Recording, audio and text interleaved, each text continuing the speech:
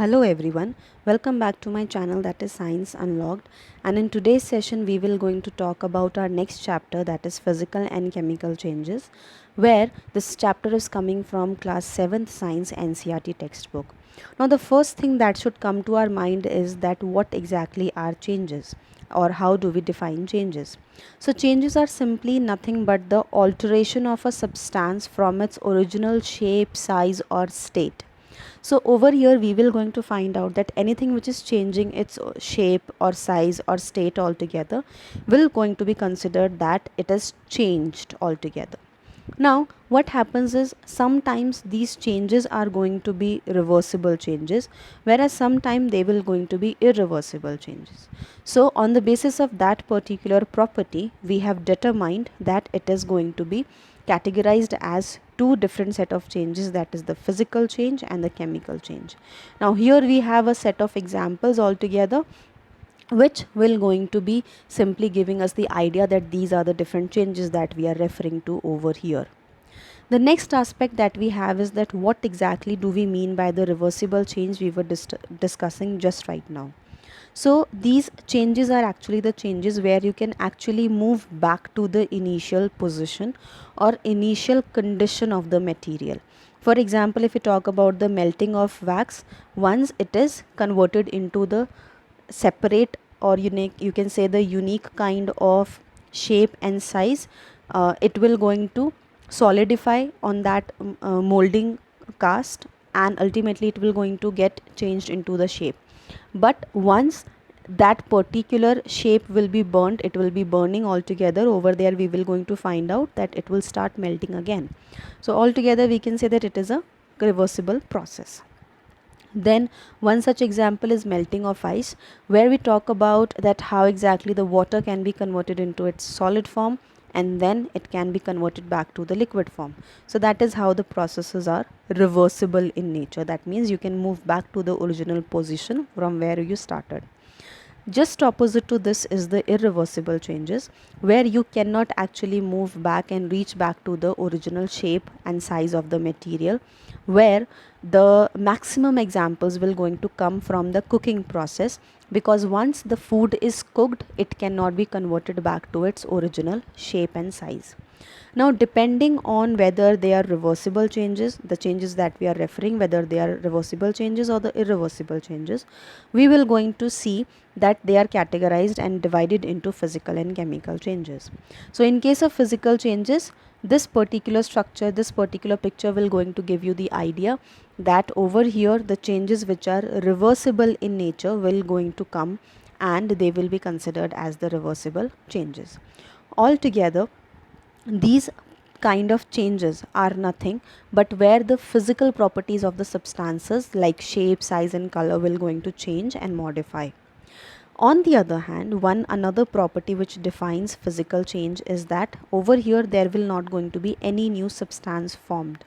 The overall quality or texture of the material will going to remain same.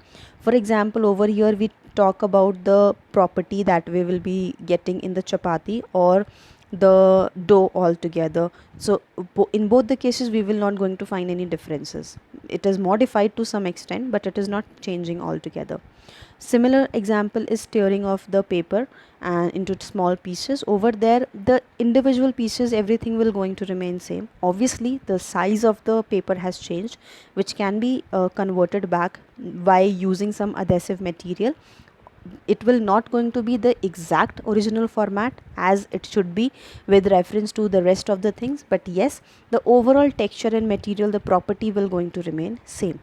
So these are different set of examples which we can quote with reference to physical changes.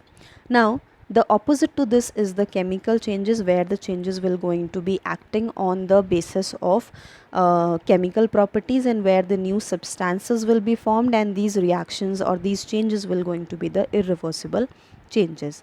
And the best examples which we can relate to is the changes which we are observing in our day-to-day life. For example, rotting of food, process of corrosion, rusting and tarnishing of silver, then overall corrosion process of copper and different set of metals that we can think about altogether. But one such example is with reference to the example of burning of magnesium ribbon, where once we will going to burn this particular ribbon which is made up of magnesium material or metal, to be more specific, we will going to see that on burning it will going to produce lots and lots of light altogether. It will going to burn with huge amount of bright light. It will going to produce lots and lots of fumes, and it will going to convert itself into the small amount of ashes. Now any kind of chemical change can be represented in form of some formula altogether, but obviously for that we need to understand that how exactly the materials are involved in the process. So over here this particular reaction represents the burning of magnesium ribbon in presence of oxygen, resulting into the formation of that ash called magnesium oxide. On the other hand, if we will going to add this ash into water, we will going to see that it will convert itself into magnesium hydroxide, which is another chemical substance which will going to lead to the process of an irreversible change altogether. So that is how the chemical changes are varying from the physical changes. Now we have one example for physical change as well, which includes certain phenomena and certain processes which may give an illusion that it is a chemical change, but in reality it is not, because in the process of crystallization what we are doing is we are simply obtaining the pure form of a substance in the form of crystals.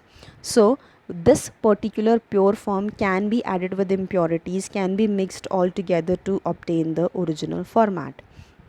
So this turns out to be a this turns out to be a physical change, but in spite of the fact that once you will going to observe the process of crystallization in detail, you will realize that over there certain processes are involved which can give you the illusion that it is not a physical change but a chemical change, but the reality is different.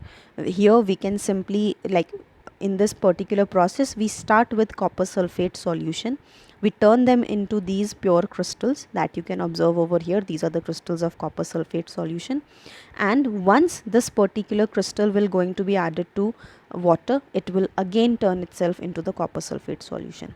So as you can see over here that the point from where we started, we reached back to that point. So altogether there is no new substance formed, it's just that it has changed its overall appearance and size and shape altogether. So that is it for today's session. Rest of the chapter we will going to take up in our next session. Till then, take care and keep learning.